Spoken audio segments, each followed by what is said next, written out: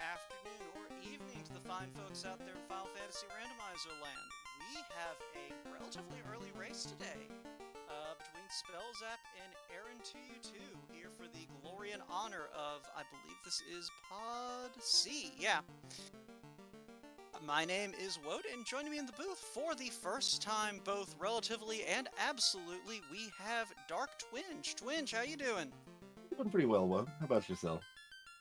I'm pretty solid. I've got a belly full of pizza and a hour or two full of FFR ahead. So, let's talk a little bit about what we are looking at today. So, as our viewers can see, we do not see a black belt in sight. So why don't we talk a little bit about the Blursings? Yeah, so on this seed, we've got some extra strength and luck on the fighter, but they have Black Mage strength scaling, so they're going to be doing less damage late game than fighter normally does. We've got 80 HP on the thief to start, so they've got a huge pocket of extra health to start with, plus 15 strength. They lose out on their promo spells, but often that isn't that important with Thief, so Thief's a little bit more of a carry potential than they often are, I would say. The Black Belt can equip the Excalibur Sword, starts with 40 extra HP, but does have Black Mage Vitality scaling, so once again, late game they're going to have a lot less HP than they normally would. And how about you proceed with the Red Mage from there? Sure thing. So red mages get the Thief's Luck, start with a little extra hit percent, and take a hit to their overall strength. White mages wind up with Black Belt Vitality growth, can swing the Thor's Hammer off the bat, and give up some agility for that. And the Black Mage gets the agility the White Mage loses, picks up an extra 20 MDef out the gate, and loses out on Strength, which, as I always say, if you're using your Black Mage for melee purposes, things have gone so horribly wrong that Strength doesn't matter. Yep. All that being said, as you can see, neither runner opting to take that black belt. Now, we have seen some races already where that black belt, that black mage vitality hasn't stopped people from bringing the black belt, but usually there was an upside in the Blursings, and Excal and a little extra health just ain't gonna do the job. I am a little bit interested that Spellzapp opted to bring a fighter anyway. I'm guessing that is for tanking purposes, which I'm not going to object Spellzapp taking my personal favorite party of Fighter, Thief, Red Mage, White Mage. Aaron opting for 3-man strats with Thief, White, Black, but we are off to the races, and right out the gate, we see Harm 3, and that's about it for White Magic, but we do have Ice 2 and Brack for Black. So, Nothing too shiny, but something to work with at least. yeah, I mean, we both runners had the foresight to bring a White Mage, so that Harm 3 is a very good sweeper early on. And especially for Spellzapp, well, yeah, both runners have a black and a white caster, but both of them are going to benefit from having that Harm 3 out the gate. Like we've got gold bracelets for about 16k at our starting town. Yeah. So, And I know Aaron's been practicing the 3-man strats recently, so we'll see how that works out for them. yeah. I find it interesting that he's opted to put his Nun in the front instead of his Thief. Oh, no, okay, I see what he did. He's using the Fun Percent flag that makes it so his second slot character is his Map Man. Yep. I always forget that that's a thing. It was all planned. Well, I guess that means he just really wanted to be a pirate today. Indeed. His flag is probably death. Alright. Not much in the starting chest, just a house and a little bit of money. I didn't see how much houses are selling for, if anything, in the item shop, so, you know, probably not going to complain about finding that house if we have to go to Marsh Cave early. But, Spellzapp, our first runner up to Garland, and I suspect that we're probably going to see a Brack come out here. And Garland has fast. Okay. quickly led to their own demise. That's what happens when you're too hasty. So, there's a crystal right out the gate, and a Still, rod. God. So normally this is the point where I'm like, man, do you go ahead and make the provoke a play, or do you gamble on just going ahead and heading down to Marsh? And no, today you're going to provoke a. Yeah, I mean, I'm a big fan of the more unusual cheeky plays there. Oh, hey, that's a Oh, floater in the shop. a cheap floater at that. Well, I mean, it's going to be cheap. It's in Canaria. Yeah, Fun fact: did you know that if the vendor item lands in Canaria, its cost is slashed 1/8? I did not. The more you know. Yeah, that's because of a seed that got rolled like a few years ago during the spring tournament, where TNT wound up in the Canaria shop for like 50k, and it was the progression. Like, to get out of the first area of the game. I don't even think we could get to Peninsula of Power. Like, I think we were locked into Canaria and the Dwarf area. And I know this because a very handsome and clever man was the one who rolled that particular seed. So, armor and 6k in the chest, we get a crown from turning the crystal to Matoya. I love when the inner sea is just like, hey, I know you're going this way anyway, so here's some free turn-ins you can do on the way. Which of course means that our canoe is going to be like in sky. Or loose in sea. Like, this is what the seed is setting us up for, is the you thought you were going to get into the air early. That's cute. Right, level 2 magic. We got Temper and Fire 2 on the black magic side. And Cure 4, Harm 4 on the white magic side. Solid white magic finds. Yeah, that Harm 4, it's not quite Fade, but it's gonna tide you over until you find Fade. Sure. That's the thing, is I feel like this white mage is gonna be very useful just for cleaning up trash with that early Harm 3, Harm 4 combo. Now, from the pirate. Well, we're halfway to the dream of getting the floater in the first 5 minutes and not finding the canoe for an hour. So, it looks like we're gonna be heading over the land bridge, checking out Dwarf, and going down to turn in our crown. It's not a land bridge anymore, now it's just a regular bridge. Fair, that's fair. Hey, pro rings are cheap and +1. That's something that I'm sure both runners are going to make a note of. Yeah.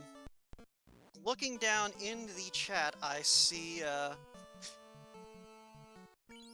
ADR, one of our devs and restreamers, calling out for TFC Canoe. I can't disagree with that. That's the best place for Canoe to be. Especially if the key in turn is in Sky.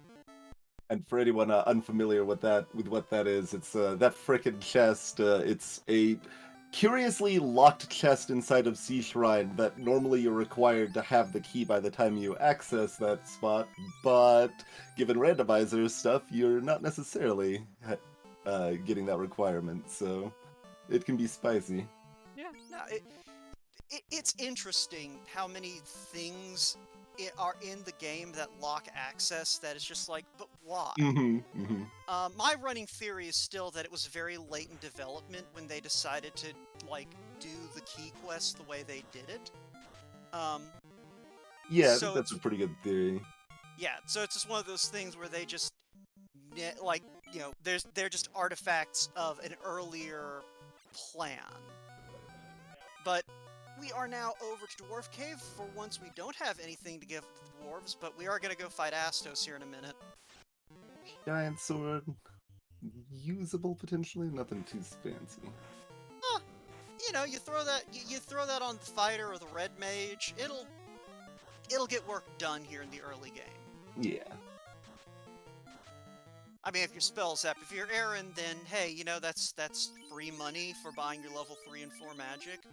Yeah, both of them went ahead and opted to pick up the floater in the shop rather than spend the money on, like, pro rings or whatever, which makes a lot of sense in case they find the canoe down this part of the map.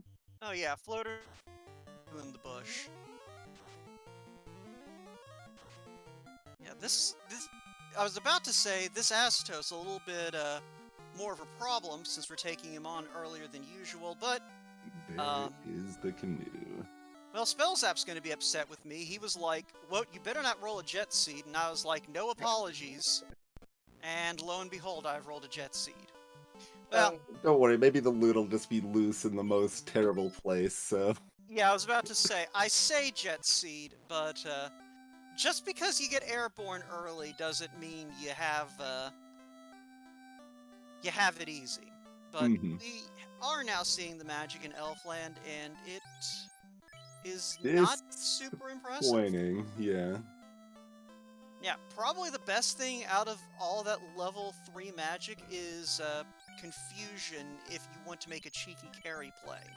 Well, there's life 2 wall and heal 3 for the white magic tier 4, though. Got some good stuff over here.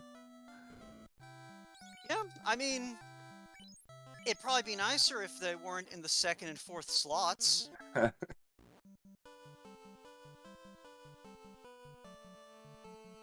But, There's also warp, but not affordable. not affordable, but at least it's accessible. But Spellzapp showing off his veteran knowledge, remembering that you can just go through the swamp and that is the fastest route to the floater from Elfland. Right, yep. So, yeah, here we are at the 8-minute 40-second mark, and Spellzapp is airborne. So much for a loose loot. There's the loot from the Circle of Sages right there. Rolled some nasty enemies somewhere in this seed, or I'm gonna feel disappointed. It's fun to go fast once in a while, at least. Not every seed has to be a struggle buzz. Yes, it does. Have you not hung around this community long enough? I mean, that's fair. I know what the crowd wants.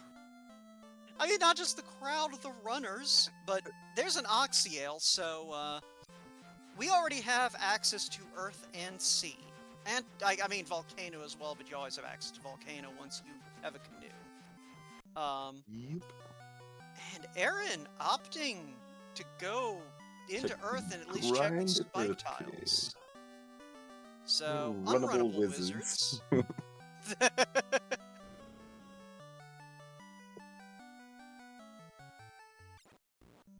I mean, they do have the rod. They could start Earthquake here if they wanted to. With these levels, like, I think Aaron's maybe level 7. Yeah, it's a bit low. Yeah, and those wizards look like they're fairly beefy tonight. So Aaron opting, you know what, I can't fight my way past these easily, and I'm not going to see the second tile. Let's just go to Volcano and see what we can see here. And French Vanilla Grey Worm. Part of the Fire Elemental will tonight be played by the Grey Worm. But, yeah, both runners opting to at least check the armory. I don't know if either of them are going to follow it all the way to the bottom, but early armory check can get you the money and equipment you need to go for something else if you don't feel like dealing with carry. That was a key. Also, you can find loose items here sometimes. Alright then. You know, I had the option of letting Danny roll this one, and I thought, nah, it's fine. I usually roll entertaining seeds. Usually. I mean, you gotta have these moments where it's more streamlined to make you appreciate the more struggling situations more. Pose. So, at this point, we are a chime and a cube away from go mode. Like, straight up. All we need is a chime and the cube, and we're good. Go ahead. Yeah, no, it's just said, yep, only 11 minutes in, and that's where we're at. Which, hopefully that means that we're, 40 minutes away from seeing either of them. But, yeah, so, Twinch, I don't know how much you've you've actually played around with running the randomizer. I know you're still relatively new. Just a little bit. I've mostly done some casual stuff. I've done one spring tournament seed so far. Okay. So yeah, so just kind of thinking out loud at you then. This is a situation I don't think Aaron is entirely happy with seeing. So, oh hey, there's that Thor's hammer. Today it casts Zap. Zap. I'd be tempted to go ahead and toss that onto my white mage. Um, just because that's something that it can swing, and it'll help out. Mm-hmm. Because that is one of the blessings the white mage received today. You can just toss that thing on without class promotion. But, now, what I was saying though. So, Aaron, so Spellzapp is a former spring tournament champion, and B, Spellzapp. Like, Spellzapp is very well regarded in this community for his ability in this game. aaron2u2. No slouch either. I believe I watched his first race and he nailed it. So it's one of those things. That being said, Aaron still, as kind of the underdog, more or less, doesn't want to see a jet seed. Right. Because the jettier a seed, the more it comes down to an execution race, and Spellzapp's execution is going to be better than yours. There's a handful of people in this community who are comfortable with going, yeah, I'm fine with going into an execution race with Spellzapp. I can keep pace. And yeah, so it's one of those things where Aaron at this point has to be sitting there going, all right, I need one of the Chime or the Cube to be somewhere utterly trolly, and then needs to follow through with checking the troll locations. Right. Yeah, you kind of want to take some of the like lower average result paths to kind of hope that you can get ahead by doing something a little unusual. Yeah. Because yeah, if you trying to play conservative, knowing how that you are already airborne, seeing that you already have a loose item and it's the key. If you're Aaron, you've got to be thinking as you're sort of gearing up. All right, what gambles can I take? What gambles do I need to take? Because I need to do something to separate my path from Spellzapp's at this point. Ah, hey, a Lock 2 shirt. Lock 2 shirt, yeah, and they both got flame armor from the elf armory. Spellzapp picked up warp. I think Aaron's selling off some armor and stuff to make that feasible for them as well. Yeah, holding on to that flame armor to strap onto the ninja if you find the tail. But I think went ahead and did, like you said, picked up some silver to hold everyone over. Spellzapp finding Frost Giant Frost Wolves here in one of the two spike tiles in Northwest. And hey, look, it's the Unrunnable Wizards again.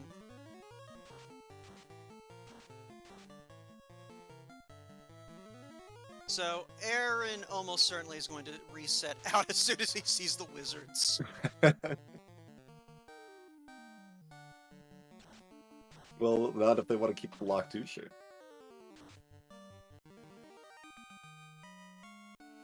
Yeah, it's one of those things. We already saw how the Wizards went for Aaron before, and I don't think he's picked up enough experience to change that to change up that narrative. So I won't be surprised to see him just go. It's faster for me to just come back in and get this shirt. Yeah, that's true. It could be. Yeah. Also, I'm kind of blanking. Did either runner bother to check the magic in Crescent Lake? Like, they both went there, or... I don't remember seeing it. Yeah, I don't either. I think they just went straight to the Sages and then bounced. But yeah, so Spellzapp going ahead and checking these key lock locations, which can have our other loose item. Ice Sword +3 in Dwarf. That's gonna be nice for that ninja. I don't think we've seen anything better to throw on so far.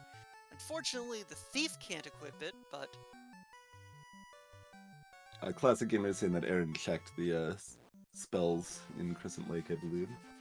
Alright, I glazed over, but fortunately, thanks to the clever use of technology, we can go back and think about what was there.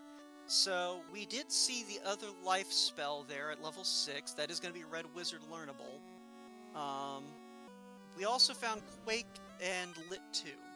So, again, not a great selection. Spellzapp picking up a Procate +4 in Corneria's castle. Yeah, Kila. so Sap's routing this. I think he at least is following the same rationale that, like he's sort of taking the reverse of what we were talking about with Aaron, where it's like, alright, I can win the execution race, but I'm going to lose to a cheeky play. So I need to make all of the cheeky plays as well. That could be an interesting gambit for sure. Well, I mean, it's one of those things, you know, he's skipping out on the Temple of Fiends chests, which, fair play. So, Spellzapp, I think, basically going, I'm going to check all my free boxes, and I'm going to count on not needing to get past 2 fights to find my other loose item. Mm-hmm. Yeah, it looks like Spellzapp's heading down into Earth Cave proper now. Yeah, I think he's like level 9, level 10 at this point. That should be good enough with the spells he's got. Ice +3, the hard 4, like... well... I didn't see what just happened to him. It wasn't hey, instantly disastrous, but Ice 2 from Cobras, I believe it was, and they were taking a lot of hits. Yeah, that'll do it. But hey... Nuke as well in the level 5. Yeah, a little bit unfortunate on Spellzapp's side, since, you know, you're not going to be able to have that Red Mage flinging fades and nukes, but, Aaron definitely not complaining about being able to just have 2 mobile weapons platforms backing up that thief. Indeed. Thinks about going to Ice Cave, changes his mind. I'm not sure where he's heading now. Looking for grind. It's gotta be.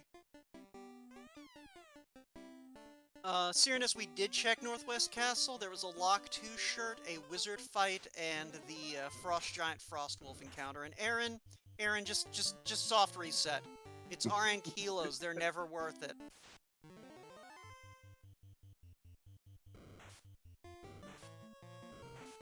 Like, RN kilos are some of the worst enemies in this game for difficulty versus actual value. Yeah. But I mean, he kept his party alive, so I can't fault him. And that's confirmed level 10 there. Interesting. Did he need just like a little bit of money or level? Oh! I bet he wanted warp. Warp charge. Yeah. Okay. Yeah, that explains it. I personally would have just like flown down to Crescent or up to Peninsula Power instead of going all the way to the Mirage Desert, but I mean, it worked. It's just not the play I necessarily would have made. Yeah, it's not too far out of the way when you're flying. Yeah, but so we do. Aaron did at least manage to force some divergence this way.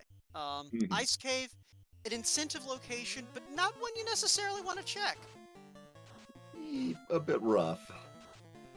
Yeah. Now, he could opt to just use straight up warp strats, drop the hole, immediately jump out. He could also opt to open the boxes on the bottom floor of ice and then warp back up, check the top box, and then leave. He's cremating wizards being rude to both sides in different locations. Yeah, classic. Now, Aaron was definitely looking for something that wasn't RN kilos, but figured... And it might be one of those things, I haven't been paying too much attention to the encounter table. There may be a really long run after that first encounter. Well, there's our other loose. That's the incentive in Earth. Oh, you're right. Thank you, Twinch. I just completely blanked on that. So there is still hope. Still hope for shenanigans. But yeah, so... Yeah, Aaron was definitely looking for anything that wasn't the RN Kilo fight, but I'm wondering if there's just a really long run on the overworld after that first encounter. And so he just like, yeah, it's faster for me to just kill these Arranquilos than to try and step until I get another fight. That makes sense. Yeah, alright, so Spellzapp with the cube in hand. Has he... Spellzapp went to check Sarda, right? I think so. Well, we'll watch the Yeah, item menu, because that Oxyel will be in there. Mm-hmm. Like, I I don't think it remember... is! I don't think I saw the Oxyel. Really? Because I thought I saw them, like, go kind of back-to-back to Sarda. Like, one hit it, and then the other hit it right afterwards. Yeah, our tracker Chadbert didn't see it either. We'll keep an eye on that item. Chat, if you want to also play the Can You Spot the Oxyale game next time Spellzapp's in his item menu, by all means. Clearly, we need to slow down the menu processing to make it easier for the restream situation. Bring out a cheeky zap. Not the worst idea. Lich doesn't have great magic defense and doesn't resist time magic.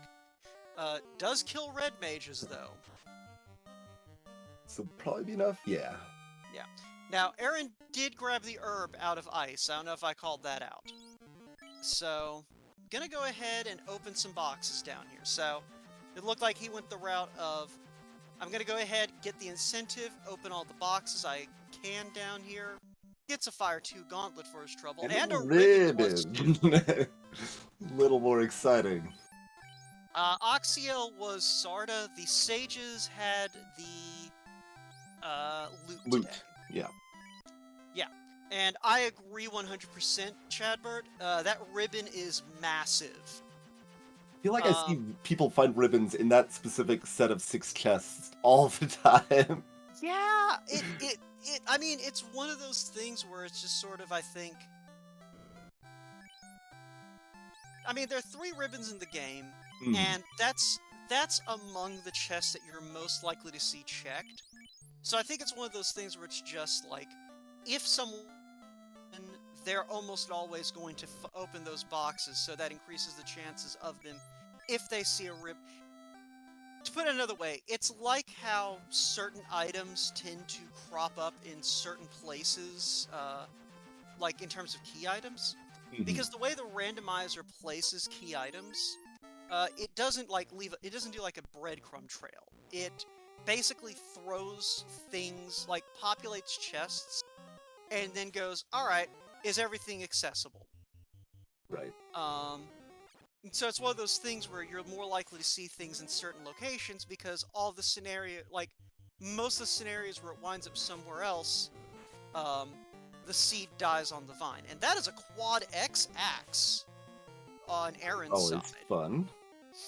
Yeah, I mean, a +3 light axe is nothing to sneeze at. I mean, he doesn't have anyone who can swing it, but Quad X, in my opinion, one of the best spells in the game. It's definitely a fun one, for sure. For anyone unfamiliar with how it works, if the target has 300 health or less, then it will instantly kill them as long as they're not resistant to death, I believe. Yeah, the death element. And Will Bloodworth in chat naming it the axe. So that's an axe with 4 X's, and that is the chime. I'm in Marshcave, yep. Yep. Spellzapp, like I said, if he has the Oxyale, he's in go mode. We're in no mode. But there's the tail for Aaron, so that was a very... Like, that Ice Cave check, very important for him. I'll be surprised if he doesn't immediately go to turn that in and loot the Cardia Islands. Looks like it. Yeah. Because that right there, that immediately gives him the ability to toss that +3 ice sword onto a ninja, toss that flame armor on, and that's pretty much going to resolve his equipment situation for a while. I think he's also got a pro cape and a pro ring, so...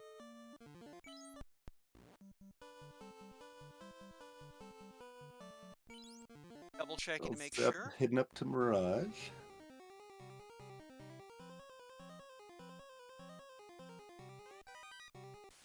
Is going to go ahead and check the chest in Mirage here. They've been leaving their white mage dead pretty much this whole time. Yeah, I mean, it's one of those things. Spellzapp has a little more flexibility than Aaron in terms of whether or not to keep the white mage up. And I guess this figures, you know, I've got 2 solid meleeers. My red mage is going to have enough offense to do okay. That is an opal bracelet plus 3. That Lovely cardio check. That is solid armor right there.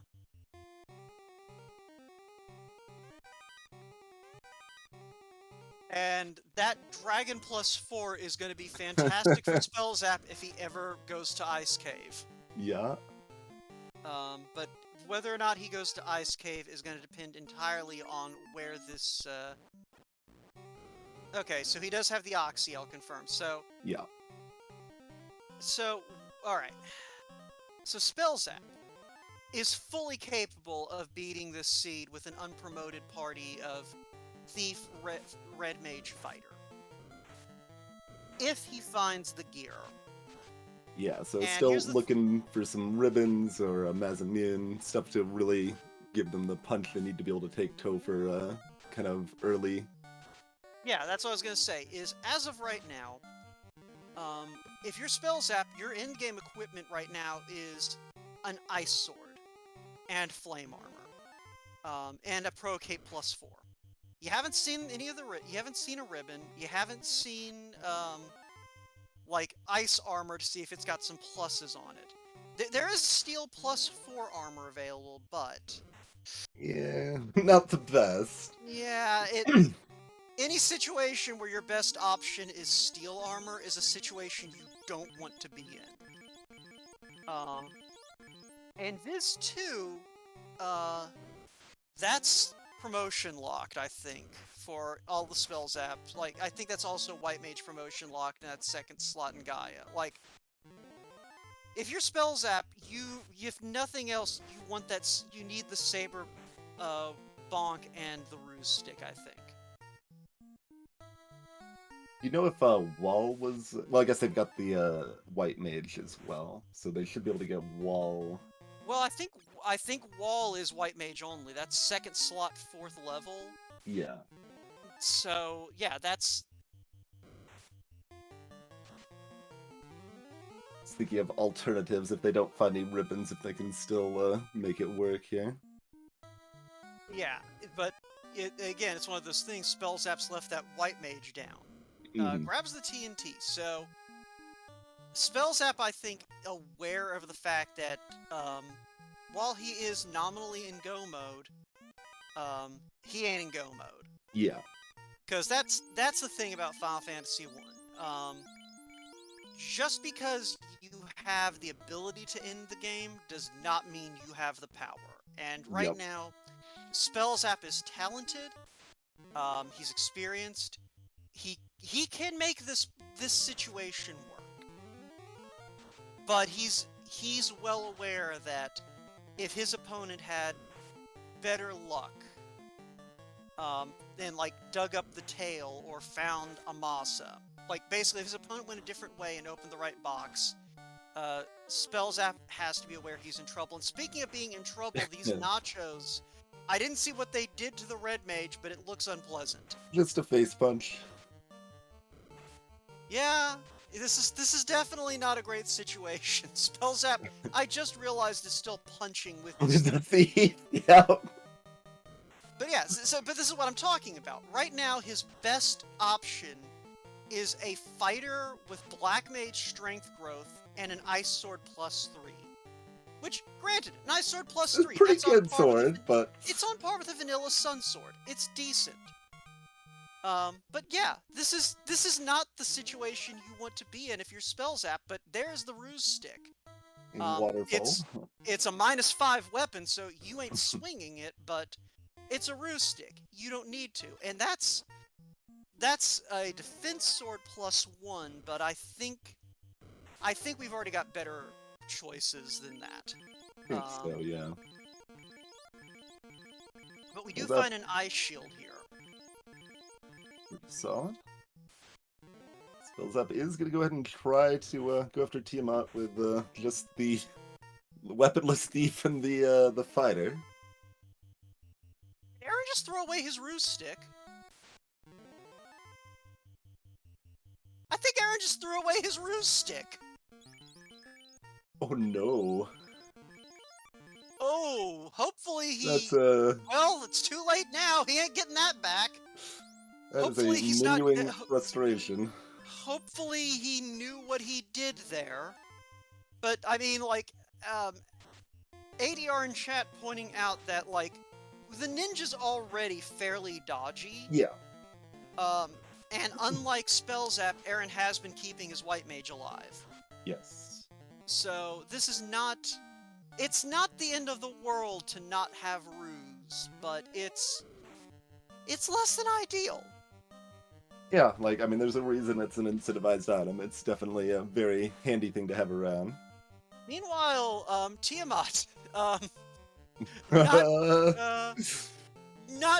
150. going great. Yeah, like, Spellzapp's been hitting for, like, 150 to 200, except when he doesn't. Keeps busting out the heal potion strats. Yeah, any situation where you're using heal potions to... Oh, alright. So this is hold A and pray on Tia 1 with an ice +3. Not the situation you want to be in. This fighter does at least have plenty of armor. Yeah, Tiamat's not doing a lot of damage to them. Yeah, the thing Well, is... I mean, that's mutual. Yeah, the thing is Tia's gonna have a lot more health than this fighter. Yeah. Like, you need another big hit here, or you're in... Ooh. Takes a swing, 3 damage, and... Oh.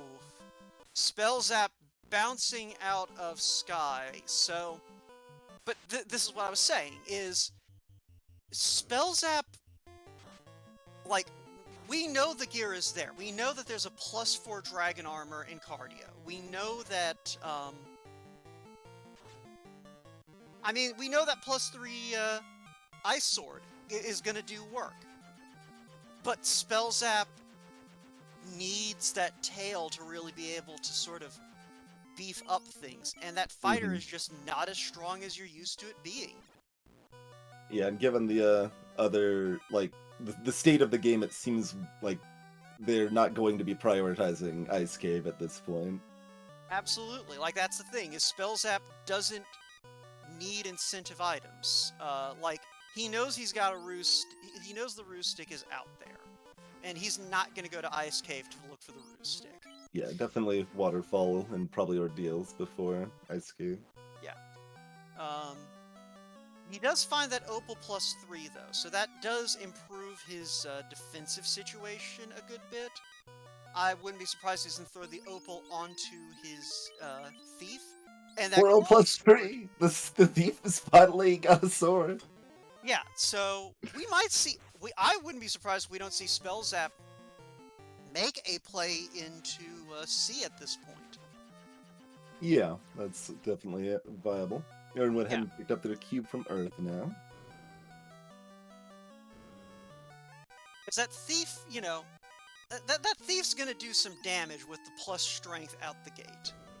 Yeah, and the Coral Sword is strong against aquatic-type enemies, so it's going to be having basically treated as if it has +20 damage against those most of water of sea trine there.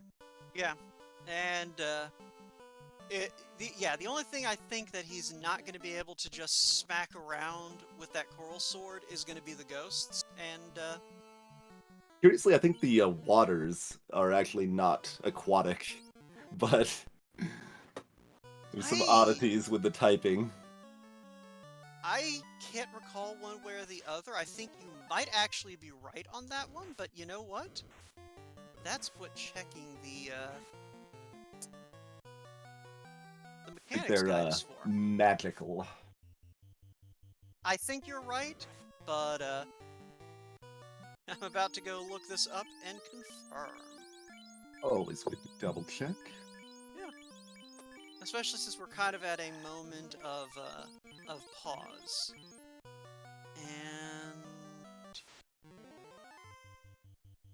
Yep, their type is magical. Good call.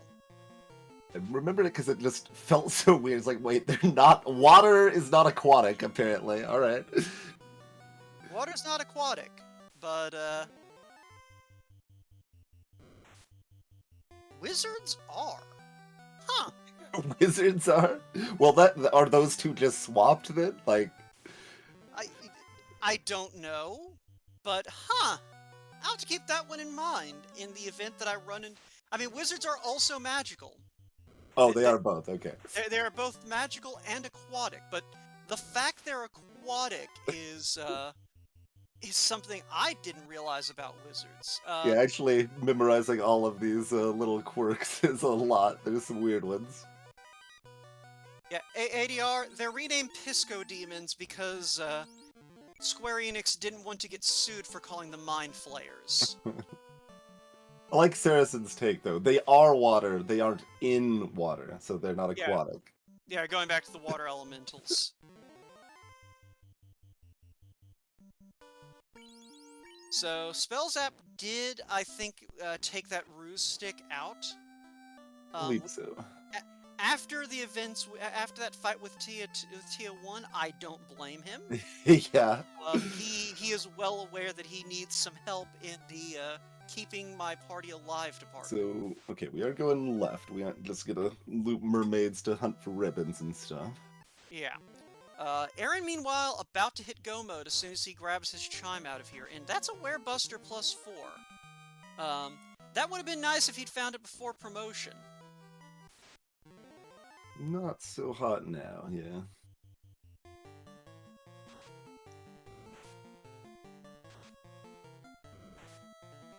Yeah, so Spellzapp, getting into a fight with Ghosts. Ghosts surprisingly fragile today, it looked like. Not hitting very hard, going down fairly easy. You'll love to see it. They're just lulling you into a false sense of security till they throw like a nuke at you next time we encounter them. Thieves can't use the Were Sword. I thought they could. But I trust Classic Gamer on this. Yeah, that's another thing I'm not super versed in. I know they can like use Coral, but I'm not set on which other swords they can actually use. Yeah, alright, yeah, it's Coral, Dragon, Rune. Rune Okay. instead of Were, right, okay. Yeah, okay, that's where I was getting mixed up, because they can use all of the other, like, mid-tier fancy swords.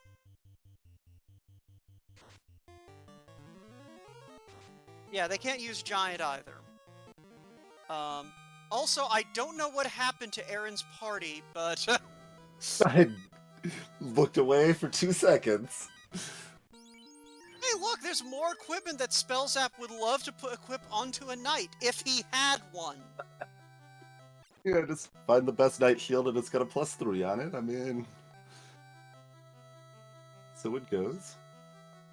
These shadows are stun-locking our ninja over on the right side. Oh, and they've got Toxic as well.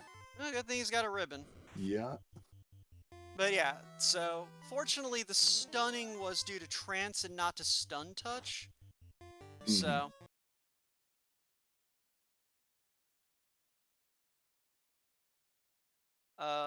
yeah, Classic, it looked like it was trance and toxic. And... there we go. Okay. No, it wasn't just you. It was both of us. Occasionally a little hiccup there. Spellzapp's getting close to cracking after no more fights. One more fight. Okay. Yeah, he does have the ruse stick, so that's gonna make things a little bit safer. And yeah, And the red mage is still alive this time too. I mean, he does have Brax that he can throw at Kraken. And I imagine he will, but let's just face it. It's Kraken. Like, half the time you brack him in one shot, half the time it takes all of your brack casts to do it. Yeah, but being able to cast those tempers on the fighter is going to help quite a bit here. Oh, but... Damage poison. Damage poison! 3 hits, 207? Not great. Not ideal. Why do you have Brack if you're not going to use it on Kraken, Zap? I mean, yeah, okay, heal the fighter, that's fair. Yeah, I'd heal the fighter too. Okay, he Now finally they're doing the remembers brack. that Yep. that he can just start bracketing the Kraken.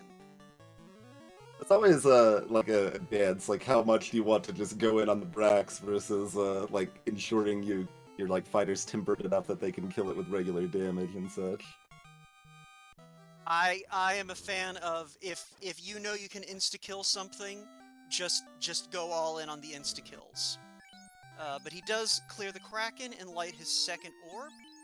Aaron, meanwhile, following the received wisdom of sky, sky, sky, sky, sky, sky, sky, sky, sky. Which will, I mean, it's not going to do too terribly much for him. Outside of getting the TNT, which I And believe is what we saw in Sky. Yeah.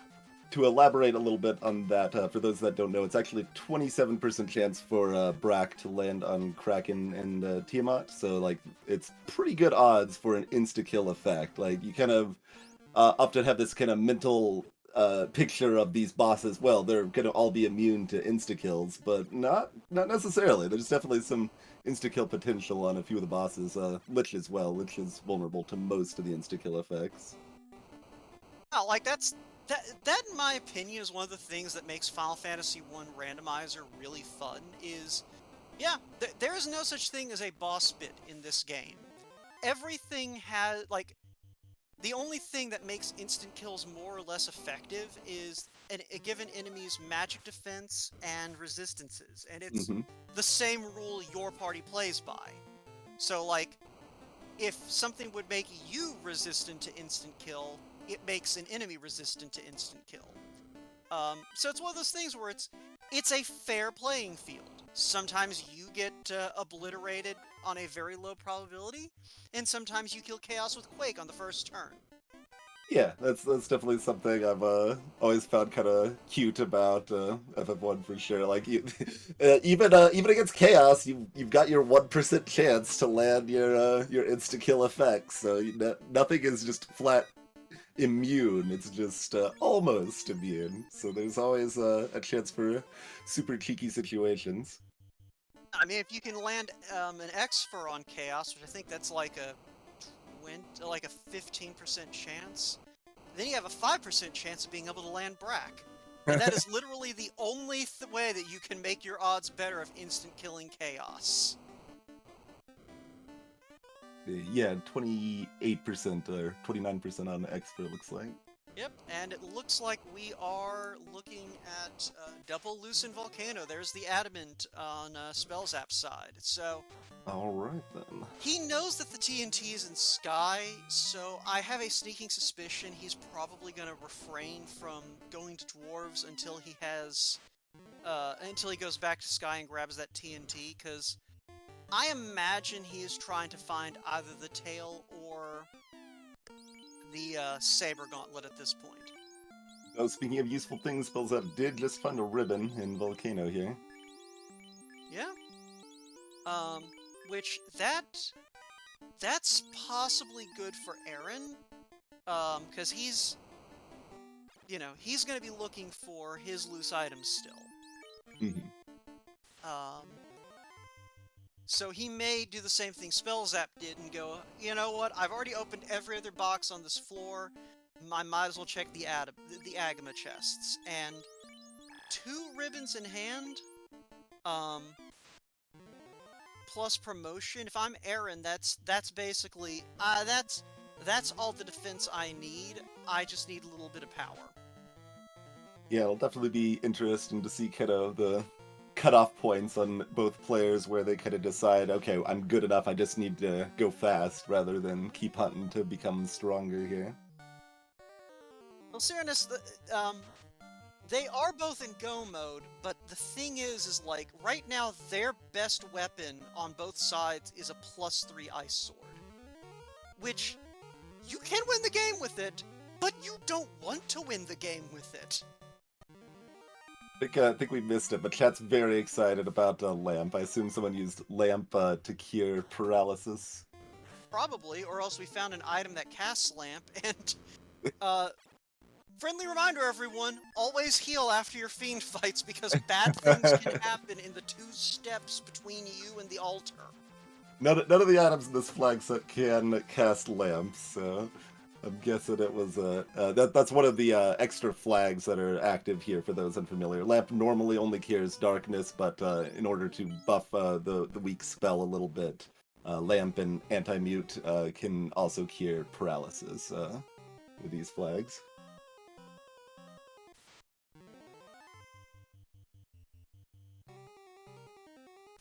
Spellzapp just leaving the thief dead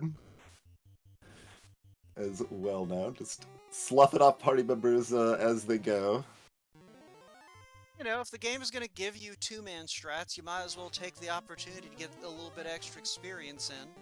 Sure, Aaron's yes. skipping the greed chests, so maybe thinking at this point, I've still got to find my other loose item.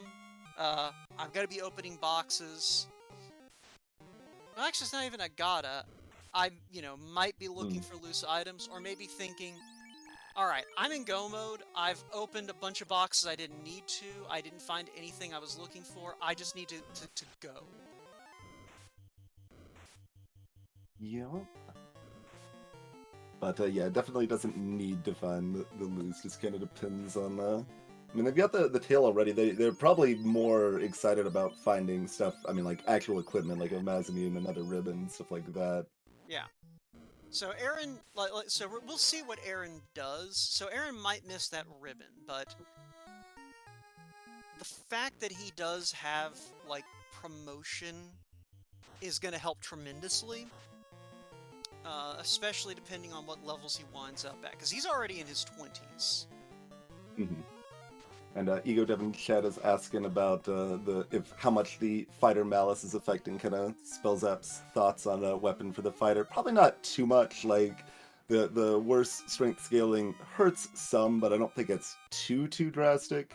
Like regardless, they do want to have certainly Mazamune would make them feel a lot more comfortable in their situation than the Ice +3 sword, or if they found like a better Sun sword, that would help as well. Yeah, like, that's the thing, is you can win the game with the loadout Spellzapp has, but it's definitely, like, the fact that Spellzapp is still opening boxes, and was that a plus or a -1 on that +1 Mazamune, I believe. Okay, Spellzapp is done opening boxes.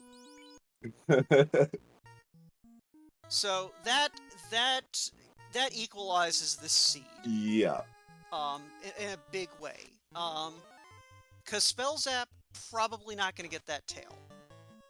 Probably not. So no. Aaron has the fact that Aaron has a ninja slinging that ice sword is going to help a little bit, as opposed to Spellzapp with the knight. Or not the knight, the fighter. But Spellzapp's got a Masa now, so that equalizes out that BM strength malice. So yeah, this is definitely looking like it's swung back in Spellzapp's favor at this point. So Aaron's on Tiamat, and Spellzapp is heading up to the same fight. Chadbert in chat pointing out that Aaron may have just realized he does not have his roost stick. So that is unfortunate. When you're going fast, little mistakes like that are not that hard to make and can be super frustrating. Hopefully they can still keep focused and do the best they can with what they got here. So Will Bloodworth in chat asking, there was a point when Spellzapp wasn't ahead. It's not that Spellzapp wasn't ahead, it's that without finding that Masa, Aaron was in a better position, I feel like. Just because, like, of the equipment situation and that fighter. That being said, Aaron threw Tia without much trouble, whereas Spellzapp is still kind of having a little bit of a slow fight. I think they're probably fairly similar, because Aaron did hit Tia a full, minute ahead or minute and a half ahead of Spellzapp, I think. Yeah, this is still a slow fight when you're swinging Oh, yeah. Kamasa. Yeah, no, like, Spellzapp's only about level 20.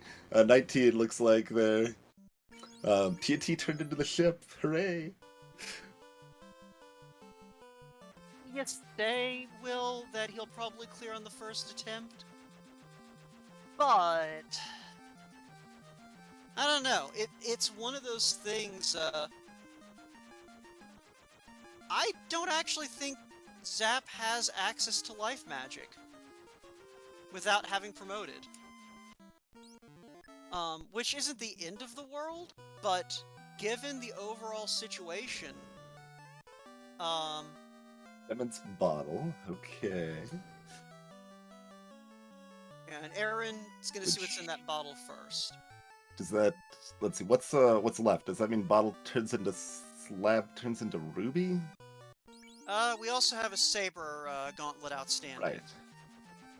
Aaron But we've taking... seen both lose. Aaron finding that fast at level 8.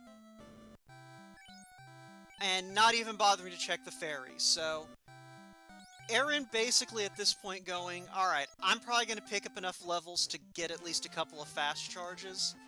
I'm good now.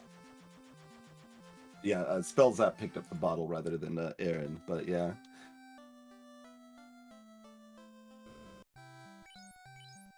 From the adamant, because Aaron didn't find the adamant in a volcano. You're right. I am very... I knew it was in dwarves, but I didn't think about, oh yeah, that's the smith, not Narek. It's a lot to keep track of. Yeah. Yeah, and I mean, Spellzapp Spellzapp has a white mage, he just danned it early and left it dead. Yeah, so I guess we'll see if Spellzapp's gonna be kind of grinding in Topher a little bit and kind of gonna hop out and save those levels, or if they're just gonna go for it. Again, Spellzapp is good enough to probably pull this off, but at his levels, all it takes is RNG saying no. Mm-hmm. Yeah, like a nuke can basically just wipe the party at this point. Blizzard can come kind of close too. Yeah, and Yeah. see, so going back to what I was saying, because Will Bloodworth was disputing my analysis here, Spellzapp has the advantage in terms of already being in Temple of Fiends. But Spellzapp also has the marked disadvantage of just not really having a lot to work with. Yeah, White Mage is only level 12 right now. Yeah, well, okay. When I say being good, I mean being able to recognize and work around the things that RNG is doing. Like, there is a difference between a veteran and a newer runner in terms of how they tackle a difficult Topher. And I'm saying Spellzapp has the knowledge and experience to tackle a difficult Topher. He can get through this with what he's got. But the question is, how long is it going to take him to work out, like, what he needs to do to get past the trouble? Mm-hmm. But the thing is okay, Aaron is going to open this box. He's going to find this ribbon. Again, it's a situation, this ice sword is not the ideal weapon to be swinging, but you've got two ribbons, you've got a ninja, with decent levels at this point. I say go for it. Let's see. I mean, they've got. I don't know if they picked up the spell, but Invis 2 was in Gaia at level 7. Because they don't have a Rune Stick. I'm just okay. Yeah, I see the Invis 2 in Aaron's spell list. He's got 2 charges at the moment. Like, I definitely think we might see him take a couple of extra fights in C to try and get his White Mage and Black Mage some extra spells, but... question in chat, what level is Spellzapp? Spellzapp should be sitting around level 21 or 22. As evidenced by the fact he's taking... he has to take these. Yeah. But for the fighter and red mage, the white mage is down around probably 13, 14 right now. And the thief is just down. Yeah, 13 for the white mage, 21 for the fighter, I think it was. And yeah, again, I'm not sure Zap ever picked up life even on the white mage, since that white mage has been banned since the outset, basically. Mm-hmm. So, like, that's the thing, is Aaron is going to be probably another 10 minutes out from like getting down into Topher for realsies. Spellzapp does have the ruse stick. I don't believe has the saber gauntlet. No, I don't think either of them found the Saber Gauntlet, but yeah. So here's kind of the situation right now. Aaron's gonna need some help. Like, Aaron's gonna need this Topher to give Spellzapp the business. But this is not an insurmountable lead that Spellzapp has at the moment. Like, Kraken 2 is very vividly a threat to this party. Tia 2 is very vividly a threat to this party. Mhm. Carry 2 can be very vividly a threat to this party. If Nuke lands early in any spell list from this point forward, that's a reset for Spellzapp. Mm-hmm. Like, he is going to need Topher to be as nice as possible moving forward. One subtle thing I'll point out that is at least somewhat helpful is that even while the thief is dead, we still benefit. We do have some life magic. They revived the thief there. But I was saying, while the thief is dead in the first slot, you still benefit from their agility, making it harder to get ambushed and more likely to get surprise attacks. So that's one benefit there. But now the white mage is down on Like I Spellzapp said, side. at early Yeah. noon is trouble. And yeah, crab cakes. So the problem is we don't have Saber. Neither runner found the Saber Gauntlet. Now So looking for some grind tiles. Spellzapp checking these tiles. Sphinx, not what you want. Yeah, Spellzapp. And this is what I was saying. Spellzapp, with the situation he's got, he can't, like, he needs to get levels on that white mage. He needs to get that white mage viable if he wants healing magic. Because if I'm not mistaken, I think level 4, slot 4 white magic is not red mage learnable. Someone can correct me in chat, and I'm sure they will by the time I've finished scrolling down. Spellzapp's going back to Earth Cave to look for grind tiles. There's 3 or 4 on this first floor, I think. We already know there's these wizards. The unrunnable wizards. Alright, yeah, that's what I was saying, Devious.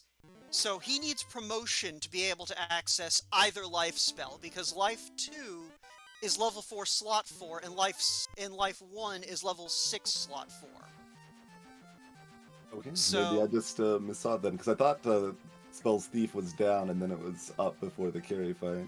yeah, so the white mage does have that life 2. Oh, okay. Yeah. But the thing is you need that white mage to live long enough to cast Yes, and they're only like level 13, so...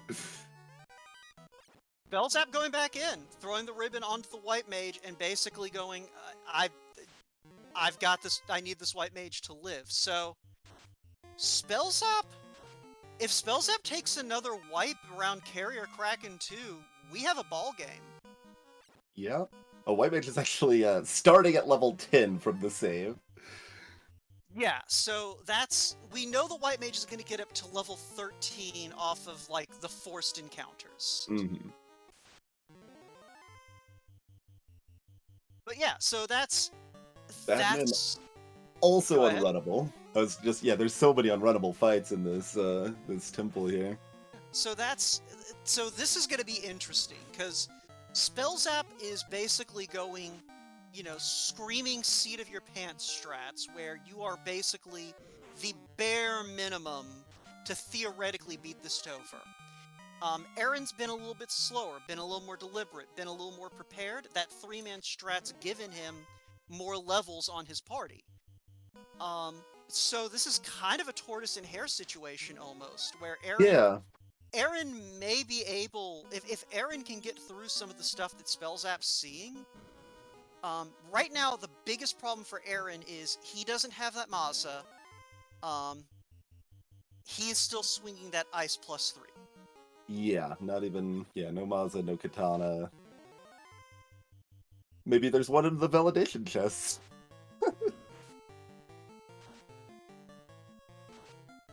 But Aaron lights our 4th orb, and we have a ball game. Because, yeah, Aaron's going to be probably getting into tow for about the time Spellzapp is dropping Lich. Maybe not even that long.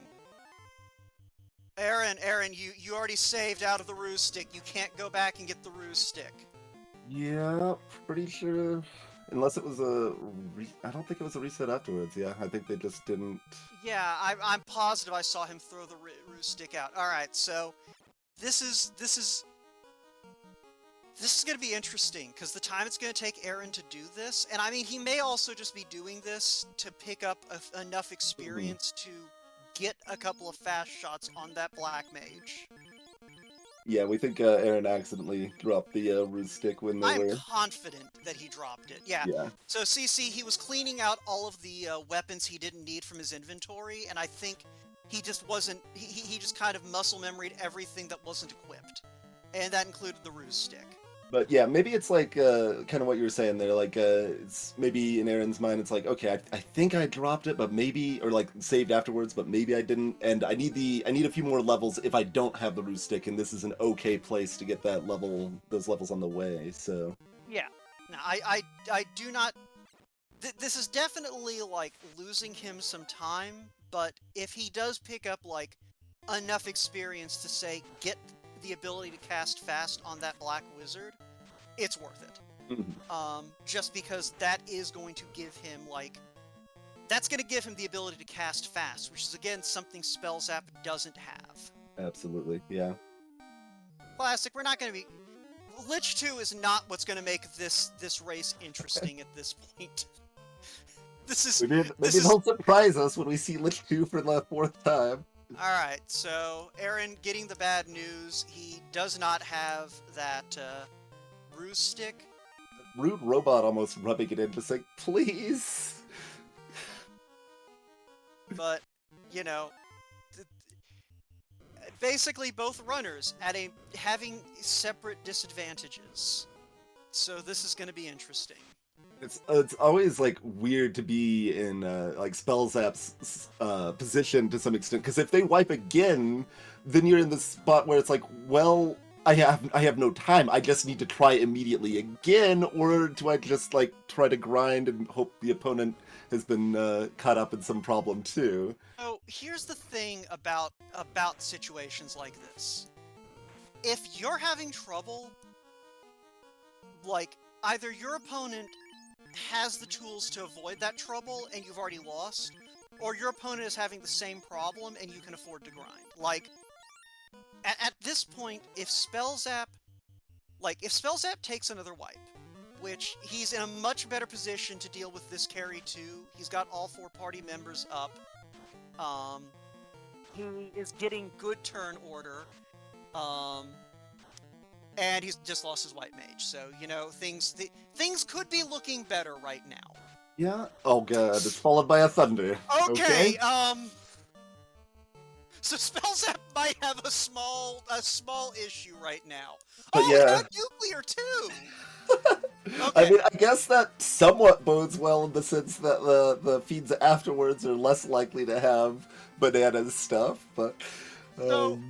So, I know that people who watch, like, when I commentate a good bit have heard this before, but respect Carry 2, people! Don't assume that Carry 2 is going to be a cakewalk. Okay, I think we're gonna go turn in that bottle now. But yeah, no, so this is the exact situation. Like, so if Aaron can get past this Carry 2... Yeah, which is not guaranteed. It's not guaranteed, but Aaron has a lot more levels on these characters than Spellzapp did, especially the White Mage. That would be an interesting idea, using hold. Thunder is a skill. Let's see, looks like it's 16% for hold to land on Carry 2. Yeah, no, Carry 2's got some mad M-Def. But yeah, so so this is kind of the situation Spellzapp's in now, is having to figure out, like, okay, how, at what point do I start thinking, like, Aaron's having the same problem I'm having? Hmm. Um, and it may be a situation where he's kind of tunnel visioning. He may be in a position where he's going, you know, I've already sunk so much time into this into trying to get past this carry too. I can't afford to stop and grind now. Like, the time I could have spent to grind, I've already wasted on 2 other Right. dives. That's kind of what I was like thinking from their previous time right before they hit carry 2. I was like wondering like maybe we just exit out and save these levels. Like I don't know. It's so hard. That's such a tough call to make. Yeah, and I mean, it's one of those things. This could also be Spellzapp going down to a floor like this, where he can fight where, like, you have Ghastries or worms. Hmm. Which give it pretty solid XP for sure.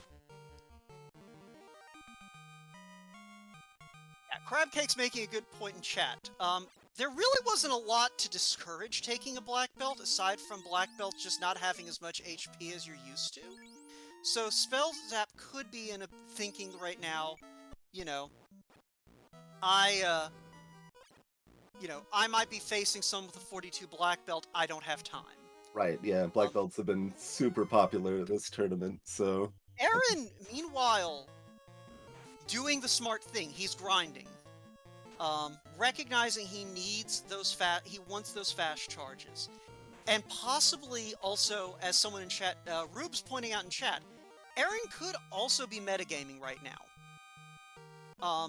You're an hour and 10 minutes into a seed where your opponent is a runner you know. Oh, Gasties have Blizzard. I didn't notice that before. You know your opponent is a very talented runner, and you had airship in the first 10 minutes. And he's not done yet. If that is the situation you're in, you have to assume something bad is in Topher. Like, if you're in Topher and he hasn't finished, the only logical conclusion is there is something bad in this Temple of Fiends. I have to prepare.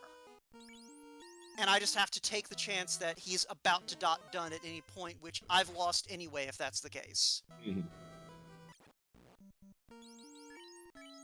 So, I mean, ultimately, I guess I would say that you got your wish. I would say that this ultimately isn't a jet scene, given that we've ran into a brick wall here. And that's the thing, is I think that carry too isn't a slouch in the HP department either. Like, I think Spellzapp poured upwards of 800 damage into her before she wiped his party. Something thereabouts.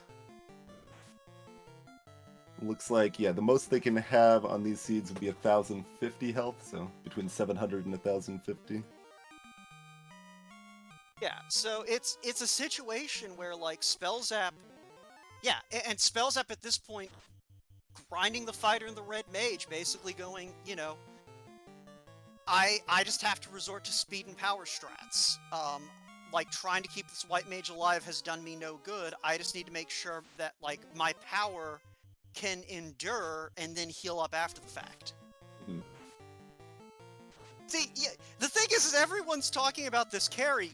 We haven't seen Kraken or Tiamat yet. Like, we could be looking at the rare triple gatekeeper guarding chaos. That is certainly a possibility. Aaron's up to 2 fast casts now. Yeah, he at level 26, and I believe that is the point where that where you get that level 8 charge. Going ahead and taking this vampire encounter. Aaron, Quad X isn't gonna work, they're undead. But we didn't see a Warmac, I'm afraid, Rubes. We just saw many other rude things.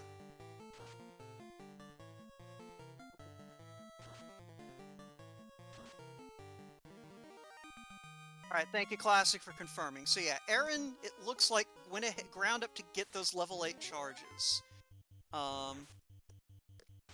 which I don't think we saw anything in White Magic. There's Fog 2 in White Magic, but on the White Mage's side, I'm assuming that the main thing Aaron wanted was Invis 2 charges, those level 7 charges to get a little more Invis 2 out. Aaron's got 2 fast casts right now, Will, I believe, unless they left. I don't think they left and came back, so they should still have those 2 charges.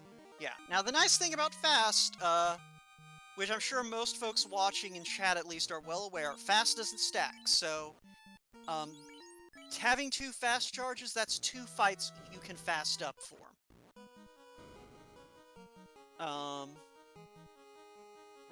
I mean, are those the fights? Maybe you need fast for carry too in this seed.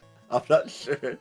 Yeah, so so Spellzapp, still grinding. So Spellzapp, I wouldn't be surprised if he doesn't, if he's not gunning for, you know, let's hang enough HP on these characters to where if I can't crack carry before the nuclear comes out, I can still make it. Yeah, like, probably wants to be able to at least survive the nuke plus the thunder. That's true. I forgot the thunder's gonna come before the nuclear. Yeah, but yeah, long story short, if I had to guess what Spellzapp's goal with this grind is, it's put enough HP on these characters to where they'll live through what that carry 2 can do. And then hope that's good enough to get me through everything else. Yeah, I mean, Aaron is lacking the knowledge that carry 2 is a bloody nightmare, so we'll see how their first fight against carry 2 goes pretty soon. Yeah, the bright side for Aaron is he's got the HP to survive the nuke. He's got the 2 ribbons, and I'm assuming those ribbons are on the White Mage and the Ninja, so that Thunder's not as big a threat. He's got levels, so he's got some measure of M-Def. I mean, like, it's one of those things, his party's more survivable than Spellzapp's was, but speaking of Spellzapp's party, he was going back in, but he's going to step back out and do some encounter manipulation. Yep. They did revive their party, and I think they are intending to actually make another dive of it. But yeah, just avoiding some of those unrunnable encounters here. Yeah, Aaron up to level 29 all around. So he's coming into this with some solid magic defense. And like even that black mage has an outside chance of surviving this nuke. It's possible. And we've got the life spells if we can keep the white mage alive till the end. Yeah, he's got a pretty good chance of keeping this white mage up. 5 hits for 100. Carry smacks back for like 200 damage.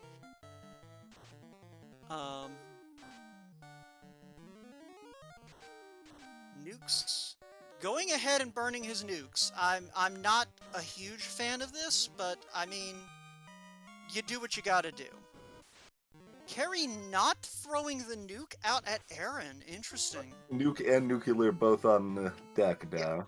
Yeah, they're both on deck now, and Aaron, remembering he has that Quad X axe, trying to just go ahead and finish Carrie off.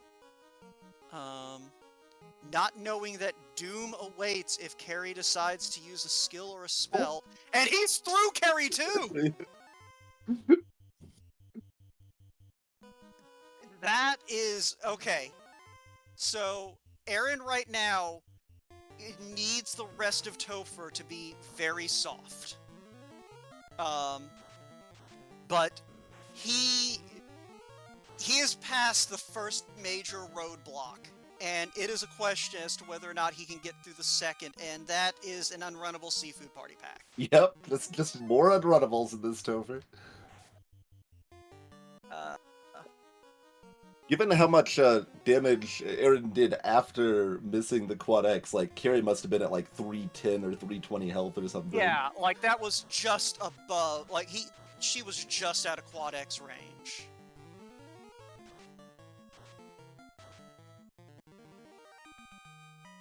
I mean, Cyranus, in this case, I feel like the didn't see the thing RNG, like, for Aaron, like, that wasn't just like, oh yeah, no, I got through that fight quick enough to where I didn't see all the bad things, like it usually is. It's, no, Aaron just, like, Carrie decided to punch him instead of murdering him. 3 times, I think, yeah. But yeah, Aaron, Oh, this is a second unrunnable seafood yeah, pile of bait. Aaron burned through all of his Fade and Nuke charges getting this far, so, gonna really need these tempers to get through the rest of this. Also, no invisibility, no, only able to ruse the white mage. This is gonna be interesting. And, oh, fight right before Kraken, too. But he gets away without taking any Spellzapp's back on damage. carry 2 on the left side, so we got 10 stuff on both sides here.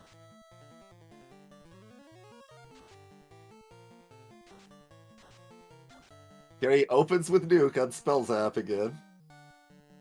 Yeah, he's getting, he's still got his whole party up, though, and he's going in hard with power. Gonna try and heal 3 everyone. Kills the carry, everyone's still up. That is the best scenario for Spellzapp.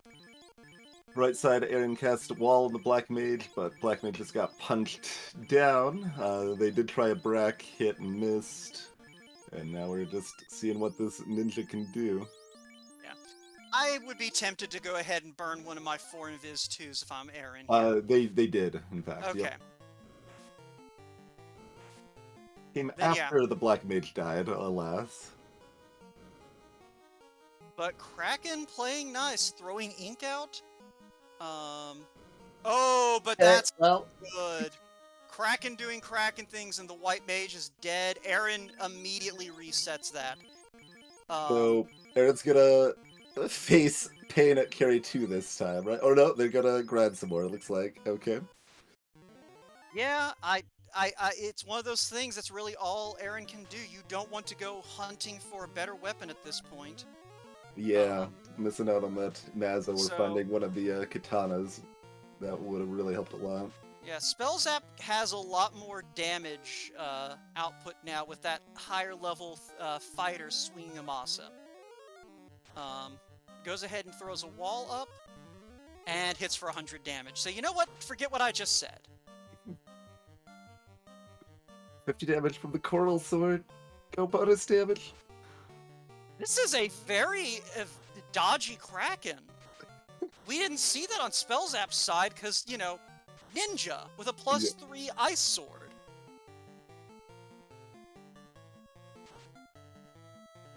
Shrieking Force! Oh, Lord have mercy. Okay.